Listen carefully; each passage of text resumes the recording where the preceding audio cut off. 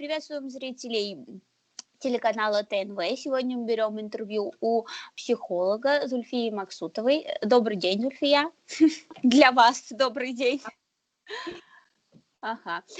Хотелось бы начать с такого вопроса. Какими судьбами вы оказались в США, да, и теперь мы знаем, что вы не можете оттуда выбраться, вот из-за пандемии, которая сейчас во всем мире. Расскажите, пожалуйста, свою историю. Ну, на самом-то деле история обычная. Я поехала к сестре в гости, и я выезжала, когда еще пандемии вообще не было, да. В феврале я уезжала, планировала недельки на 3 всего, потому что я обратный билет у меня на 25 марта был. Но тут получилось, что у меня на 25 марта рейсы начали отменяться, потом мы перенесли на 3 апреля, поменяли билет, не на 3, на 5. А 3 апреля вообще авиасообщение перекрыли, да. Мы поменяли на 3 мая, но я сейчас смотрю, что опять рейсов нету, опять придется менять. Нас что вот безответственные люди поехали во время пандемии куда-то. На самом деле, когда я улетала, не было никаких такого страшного, потому что я живу сейчас, в данный момент нахожусь в штат Огайо, и когда я приехала, тогда еще ни одного кейса, тут кейс называют, ни одного случая заражения не было. Это началось только после того, как через 2 недели, как я приехала, начали выявлять первые случаи. Вот, поэтому... На самом деле я в США уже не в первый раз попадаю во время таких эпидемий. Помню, во время эпидемии свиного гриппа была эпидемия, это и в России была, и в США была. Я тоже поехала во время эпидемии, не из-за того, что я хочу во время эпидемии, да, всегда понимаем, что дальние поездки мы заранее покупаем билеты задолго, да, чтобы было подешевле. И так попал. Я помню, в США прилетела, была как раз эпидемия свиного гриппа в 2008 году, то ли 2008, 2009, вот примерно такой. И здесь были смертные случаи, и в России были смертные случаи. Тогда на карантине закрывали, авиасообщение не перекрывали. А скажите, пожалуйста, вы вот упомянули, что вы в штате Огайо находитесь, а в каком городе? Столица штата Огайо, в городе Коламбусе. Какая вот на данный момент там обстановка, атмосфера? Да, США как? Здесь каждый штат отдельное государство, да? И здесь каждый штат сам ушел добровольно, то есть губернатор штата принимает решение уйти, не уйти на карантин, да? И губернатор штата Огайо, он самый первый принял решение закрыть все общественные заведения и всех отправить на карантин. Это самый первый штат. И за счет этого здесь обстановка нормальная, спокойная.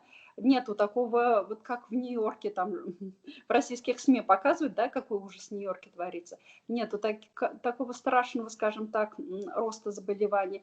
И вот даже обещали, что 1 мая откроют частично, да, выход из карантина будет, потому что более-менее обстановка стабилизировалась. Но вот мы уже 6-ю неделю сидим, да, 6-ю неделю на карантине сидим. Вот, поэтому здесь все спокойно, паники нет на самом-то деле, агрессии нет, паники нет. Единственное, что вот хотели открыть карантин, и резкий рост заболевания оказал, что в одной тюрьме там 200 зараженных сразу за выявили, и поэтому, по-моему, пока чуть-чуть карантин хотят продлить в Огайо. Мы уж очень надеемся, что 1 мая хотя бы немножко послабление будет. Но карантин у нас не такой жесткий, как в России. Гулять можно по парку, на улице выходить можно. Единственное, надо соблюдать социальную дистанцию, то есть друг к другу близко не подходить. Такой вопрос. Вот недавно в своем твиттере Дональд Трамп, да, президент США, написал о том, что намерен подписать указ о том, что в США, возможно, перестанут выдавать грин-карты и рабочие визы, да, и его поддерживают как бы местные жители. Он объясняет это тем, что будет отсутствовать конкуренция в поисках работы между вот местными же американцами и иммигрантами. У ваших родных возникали какие-то вот проблемы с этим? Во-первых, мои родные, они уже граждане США, да, уже есть гражданство. Наш зять работает, он преподает в университете, в Государственном университете Огайо, как бы у него проблем с этим нет, потому что он высококвалифицированный специалист. Это раз. И во-вторых, Трамп, ваш вопрос задавала сестре, она говорит, нет, Трамп сказал примерно дней на 60, да, пока с коронавирусом не решится проблема. Почему? Ну, потому что боятся ввоза новых. На самом деле, если Трамп вообще запретит сторонних специалистов, то, я думаю, тут экономика Америки немножко станет, потому что здесь очень много держится тоже, знаете, здесь иммигранты есть как высококвалифицированные специалисты, да, айтишники, вот преподаватели вузов, медики, так и низкоквалифицированные. Поэтому вряд ли такое будет, потому что бывает так, что Трамп принимает указ, но его потом еще другие обжалуют. Зульфия, а скажите, пожалуйста, вот что происходит на данный момент с людьми, которые потеряли работу из-за пандемии, да? Им выплачивают пособия какие-то, то есть вы сталкивались вот с похожими историями? И вот опять-таки говоря там о ваших родственниках, друзьях, кто-то есть среди них? Кто потерял? Ну, так как среди моих родственников нет, потому что в университет продолжает работать просто онлайн. Например, наш зять онлайн ведет лекции, онлайн принимает экзамены, да, у студентов, онлайн у него даже защита диссертации его аспиранта была. Да. Поэтому как бы, такого лично наших родственников это не коснулось. Есть вот девушка, которая действительно из-за того, что торговый центр закрылся, она сидит дома, ей не выплачивают только из-за того, что она была на полдня только работала, да, ну как на полставки. Выплачивают пособие только тем, кто работал на полную ставку. Но у нее работает муж, как бы ей с этим повезло. А скорее всего те, которые вообще потеряли работу и сидят без денег, им выплачивают какие-то пособия. Вот я точно узнавала у своих родственников. Им выплачивают пособия и еще какие-то дополнительные выплаты от государства. То есть здесь не бросают, да, здесь не бросают. Ага, это касается вот только людей как бы местных и, ну, так скажем, у кого есть гражданство, то есть иммигрантам не выплачиваются пособия. Скорее всего, да, у кого есть гражданство, грин-карта и рабочий. У вас есть заразившиеся или погибшие среди знакомых? Слава богу, что погибших нет, заразившиеся есть. Мы здесь общаемся, здесь же татар много, да, и да, одна татарская семья заразилась. Единственное, что повезло, да, повезло то, что муж у нее на ногах перенес, она, конечно, сама жена болела недельки две. Не скажу, что тяжело, но средне, да, средне. Ну, болезнь она никогда приятностей много не приносит. Но они как бы спокойно вылечились. Но они дома, да, они дома. Их не госпитализировали, потому что было нормально. Так, больше случаев не знаю, потому что остальные татары живы-здоровы, скажем так. Да, все нормально. Они сейчас уже выздоровели? Да, они сейчас выздоровели, мы их поздравили, что с таким легким выходом из коронавируса, да, все выздоровели, все нормально. На самом деле сейчас многие американцы так делают, что они привозят продукцию из магазина и оставляют у пожилых родителей на крылечке, да, чтобы не было контактных, да, бесконтактная доставка продуктов.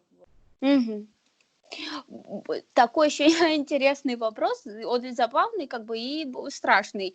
Вот есть ли у соседей или у друзей знакомых животные, заболевшие коронавирусом? Потому что вот день назад появилась новость о том, что в штате Нью-Йорк заболели 2 кошечки коронавирусом. Нет, у нас никто из знакомых не держит. Я знаю, что вот в нашем, скажем так, neighborhood, это такой поселок, где частные дома, да, здесь очень много собачников, а в квартирах не разрешают держать собак. В своих домах можно, в квартирах нет. В основном наши живут в квартирах, не держат собак, ни кошечек, поэтому...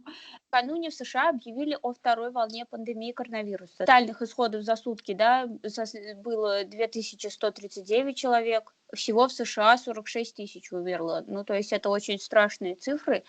И почему распространение вируса, как опять-таки писалось в СМИ, началось в штате Вашингтон? Основная причина – туда прилетают азиатские рейсы. то есть через Тихий океан азиатские рейсы туда прилетают. Поэтому это как бы ворота. Скорее всего, оттуда. Это предположение никто не может, но такое предположение есть, да, что из Азии завезли. Ну, во-первых, смотрите, здесь очень много тестов делают, да. Здесь проходят тесты, тестирование, как бы это раз. Во-вторых, Америка – это очень большая, огромная страна, это не маленькая Италия абсолютно. В-третьих, здесь не занижают цифры. Америка пытается объективно вести самой для себя, да, вот не занижают цифры.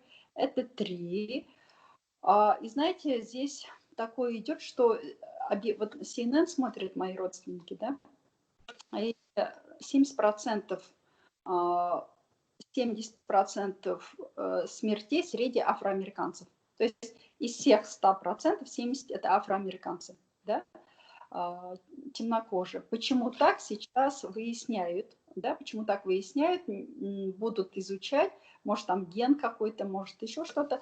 Но предположение нашей семьи такое, что афроамериканцы, они в основном живут вот в гетто, да, это в бедных районах, здоровье у них запущенное, за своим здоровьем не следят, к врачу обращаются в самый последний момент, и, скорее всего, у них очень низкий уровень иммунитета, они не соблюдают, вот именно в тех районах блюдают самоизоляцию, то есть живут обычной жизнью, там, да, там, колется, скажем так, и, например, полицейские выезжают на вызов не для того, чтобы спасать те, которых заболели, да, а те, которые от передоза умирают. То есть там за счет того, что карантин ввели, делать нечего, молодежь, кто колется, кто спивается, кто еще что-то, преступность повысилась.